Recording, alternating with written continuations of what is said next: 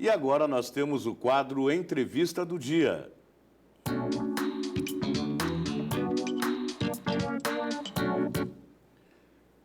E estamos recebendo hoje aqui o Ivan Petri Maciel, que é professor e economista, antigo parceiro já da TV CI, sempre está nos ajudando aqui e passando orientações aos telespectadores. E hoje nós temos esse quadro aqui, Ivan, e para bater um papo um pouquinho sobre a situação econômica do país. É assustadora, não é? Vai passar essa crise? Quais são os efeitos dela de momento, que vai ficar para depois? Queria que você fizesse uma análise para a gente inicialmente, para depois a gente perguntar mais algumas coisas. Bom dia. Bom dia, Tony. É uma alegria, uma satisfação muito grande estar aqui, né? E dizer que essa crise que nós estamos vivendo é natural que ela é passageira, né? Ela tem um tempo de permanência, é fruto, sob o meu ponto de vista, de uma questão de gestão pública, não é? Uma vez que os gastos públicos estão extremamente elevados, o governo perdeu o controle desses gastos públicos, nós, contribuintes, pagamos uma das maiores cargas tributárias do planeta e, no entanto, esses recursos são insuficientes para fazer face às despesas. Com isso, o governo se endivida cada vez mais, emite mais títulos públicos. A dívida pública interna no Brasil já chega a 3 trilhões de reais e isso realmente é preocupante. Então, há no país uma falta de confiança. Essa falta de confiança são dos investidores que se sentem inseguros para investir no país, seja investidor estrangeiro, seja investidor brasileiro.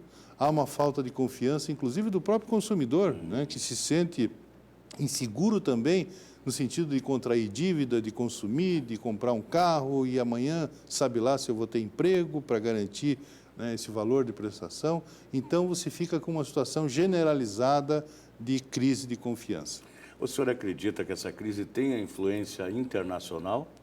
Olha, há uma pequena contribuição, é natural, né? Porque nós somos um país com uma tendência exportadora de commodities, né? De grãos, de minério de ferro, enfim. E esses produtos do mercado internacional, eles tiveram uma queda de preço. Isso fez com que empresas como a Vale, por exemplo, que é exportadora de minério de ferro, tivesse uma queda nas suas receitas muito grande. E há, naturalmente, reações em função disso, né? O que espera-se agora, com este câmbio de 3,50, aí, flutuando a 3,40, 3,50, uma melhora nas exportações já está acontecendo, até porque o produto brasileiro não estava competitivo no mercado internacional e com esse aumento do câmbio facilita as exportações. Por outro lado, naturalmente, prejudica as importações. Mas, de qualquer forma, me parece que traz um resultado mais positivo para o país.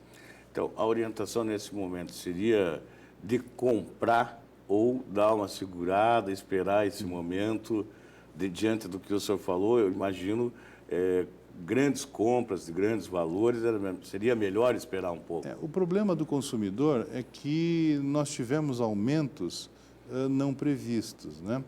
Então, por exemplo, a energia elétrica, a conta de luz de todas as pessoas, ela dobrou de preço, né? O valor dobrou. Então, isso é um recurso que sai do orçamento das famílias, que poderia ir para o consumo, para adquirir um bem de consumo, enfim, né, um serviço, e acaba não havendo essa disponibilidade. Então, se você observar, um dos maiores culpados da queda do poder aquisitivo é o aumento da conta de luz. Se você pensar a inflação está em 9,5% nos últimos 12 meses. É um número altamente perigoso, na medida que nós temos a obrigação de preservar a nossa moeda, de preservar o real. Não é? Bom, o governo está muito inchado, isso é um problema também, tem muita gente que compõe essa máquina toda. Não é só o governo federal, mas se nós olharmos em todos os planos, né, nós temos inchaço no governo municipal, nós temos inchaço no governo estadual, são em milhares de cargos em comissão para atender todas as demandas políticas do país. Imagine no governo federal.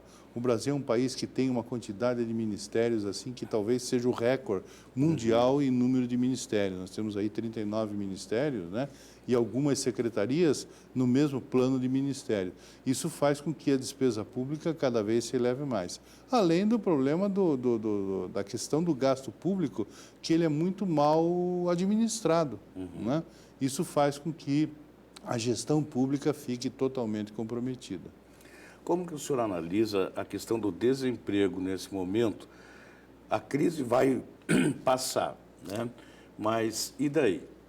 O que nós teremos pela frente essa cota de pessoas que ficou desempregado? Olha, nós ainda temos um número ainda relativamente baixo, né? Porque está crescendo em alguns setores, no automotivo, enfim. Mas tem que haver uma preocupação, né? E o governo busca alternativas, como agora, recentemente, ontem, lançou um projeto de subsídio de financiamento às montadoras, às empresas que produzem peças automotivas, no sentido de preservar o emprego. Aquelas empresas que preservarem o emprego, elas terão esses subsídios. Claro que é uma medida temporária, é uma medida tipo o doente está sendo anestesiado num pequeno momento para melhorar a saúde dele, mas não é uma medida de longo prazo, né? Então, tem que haver a preocupação. Essas pessoas que estão com o desemprego, estão desempregadas, talvez em função das questões sociais que elas vão receber, né? Salário-desemprego, seja o momento de elas se qualificarem, buscarem uma qualificação, né? Porque buscarem elas vão voltar. melhor, porque elas vão voltar ao mercado de trabalho. Então, esse mercado de trabalho extremamente competitivo exige que aquele profissional esteja cada vez mais qualificado. Então, talvez seja o momento da qualificação dessas pessoas. O governo deveria lançar programas de qualificação nesta hora para melhorar a nossa mão de obra no futuro, que é uma das grandes dificuldades do custo Brasil, a questão da tecnologia e da mão de obra que não é qualificada. Bom, no meio de tudo isso, a gente está vivendo um momento também de muitas manifestações no país pedindo o impeachment da presidente Dilma. Isso pode acabar acontecendo economicamente, analisando, professor? Olha, eu penso que nós temos dois focos aí, né? Você tem o foco da questão econômica e tem o foco da questão política. Na empresa privada, quando um gestor, um executivo, né, alguém não tem uma boa gestão, é incompetente na sua gestão, ele é demitido. No setor público não acontece bem assim. Nós não podemos ter um impeachment da presidente Dilma em função da sua incompetência, né? Então, o impeachment só pode ocorrer sustentado numa questão jurídica, numa questão de improbidade, numa questão que possa haver provas Lava Jato, exatamente, provas contundentes, né, que ela está envolvida em todo este mar de lama que nós temos no nosso país. Não havendo esse envolvimento, não há motivo para o impeachment. Dificilmente aconteceria. Dificilmente vai acontecer. Porque não existe ainda no Brasil uma crise política institucional tão grande assim. Porque as instituições estão funcionando. Você tem o executivo funcionando, você tem o legislativo funcionando, você tem o judiciário, né, dando aí exemplos de funcionamentos fabulosos. Questão aí do Lava Jato, quer dizer, quando se imaginaria, há 10 anos atrás ou mais, que algum executivo de alto padrão ou algum político de grande destaque estaria atrás das grades. Então, nós estamos tendo avanços significativos nessa questão política. Professor, economicamente falando, seria exagero dizer o seguinte: o Brasil está quebrado? Nós estamos caminhando para isso. Né? Porque, veja, hoje, esta dívida interna, não estou falando da dívida externa, que é uma outra dívida. A dívida interna, ela já ultrapassou os 3 trilhões. Significa aproximadamente 60% do produto interno bruto.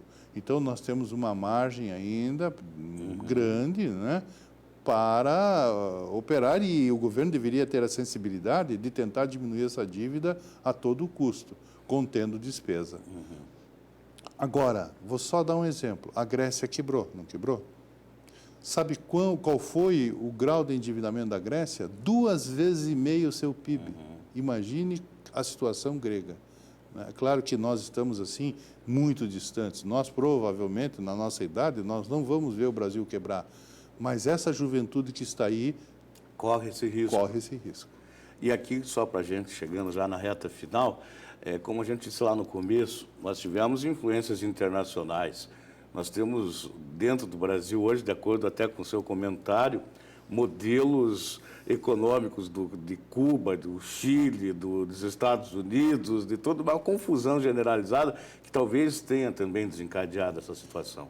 O modelo, né, de gestão brasileira é bastante curioso e talvez até inédito no mundo, porque nós temos um modelo keynesiano, nós temos bolivariano, nós temos um modelo chinês, nós temos, então, uma grande mistura que deu no que deu, né?